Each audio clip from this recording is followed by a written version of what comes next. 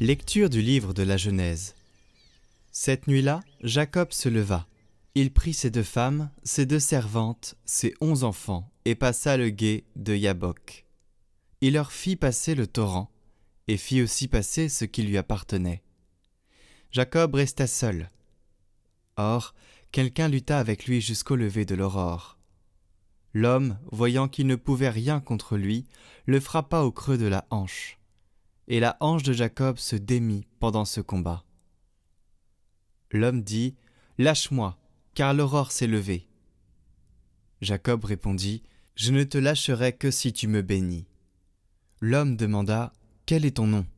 Il répondit : « Jacob. » Il reprit : « Ton nom ne sera plus Jacob, mais Israël, c'est-à-dire Dieu lutte, parce que tu as lutté avec Dieu et avec des hommes, et tu l'as emporté. » Jacob demanda : « Fais-moi connaître ton nom, je t'en prie. » Mais il répondit : « Pourquoi me demandes-tu mon nom ?»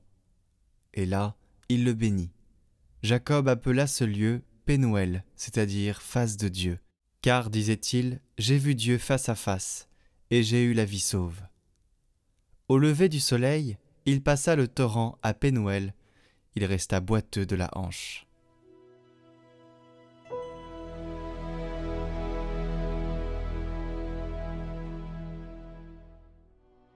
Seigneur, par ta justice, je verrai ta face. Seigneur, écoute la justice, entends ma plainte, accueille ma prière, mes lèvres ne mentent pas. De ta face me viendra la sentence, tes yeux verront où est le droit. Tu sondes mon cœur, tu me visites la nuit, tu m'éprouves sans rien trouver. Je t'appelle, toi, le Dieu qui répond. Écoute-moi, entends ce que je dis. Montre les merveilles de ta grâce, toi qui libères de l'agresseur ceux qui se réfugient sous ta droite. Garde-moi comme la prunelle de l'œil, à l'ombre de tes ailes, cache-moi. Et moi, par ta justice, je verrai ta face. Au réveil, je me rassasierai de ton visage.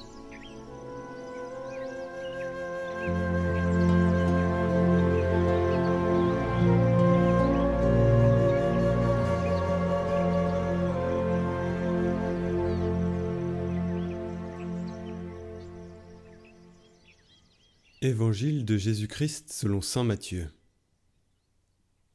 En ce temps-là, voici qu'on présenta à Jésus un possédé qui était sourd-muet.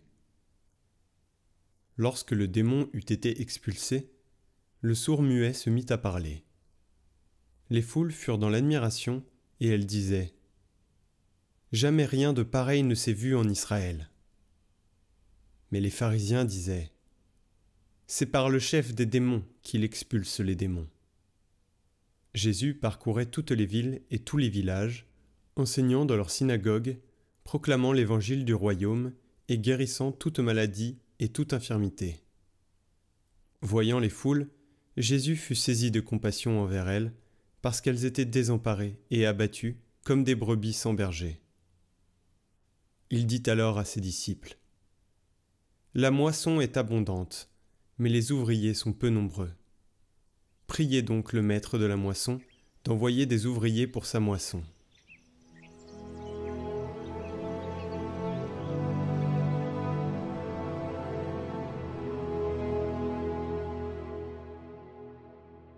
Commentaire de saint Paul VI. Saint Benoît, patron de l'Europe. Messager de la paix, artisan d'unité, maître de civilisation et avant tout, héros de la région du Christ et fondateur de la vie monastique en Occident, tels sont les titres qui justifient la renommée de saint Benoît, abbé. Alors que s'écroulait l'Empire romain, désormais à son terme, que des régions de l'Europe s'enfonçaient dans les ténèbres et que d'autres ne connaissaient pas encore la civilisation et les valeurs spirituelles, c'était lui qui par son effort constant et assidu a fait se lever sur ce continent l'aurore d'une ère nouvelle. C'est principalement lui et ses fils qui, avec la croix, le livre et la charrue, apporteront le progrès chrétien aux populations, s'étendant de la Méditerranée à la Scandinavie, de l'Irlande aux plaines de la Pologne. Avec la croix, c'est-à-dire avec la loi du Christ, il a affermi et a développé l'organisation de la vie publique et privée.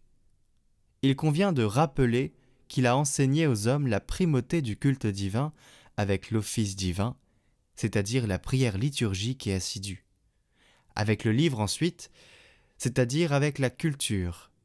Au moment où le patrimoine humaniste allait se perdre, saint Benoît, en donnant renom et autorité à tant de monastères, a sauvé la tradition classique des anciens avec une sollicitude providentielle, en la transmettant intacte à la postérité et en restaurant l'amour du savoir. Et enfin, avec la charrue, c'est-à-dire avec l'agriculture et d'autres initiatives analogues, il a réussi à transformer des terres désertiques et incultes en champs très fertiles et en jardins gracieux, en unissant la prière au travail matériel, selon son mot célèbre, ora et labora, prie et travail. Il a ennobli et a élevé le travail de l'homme.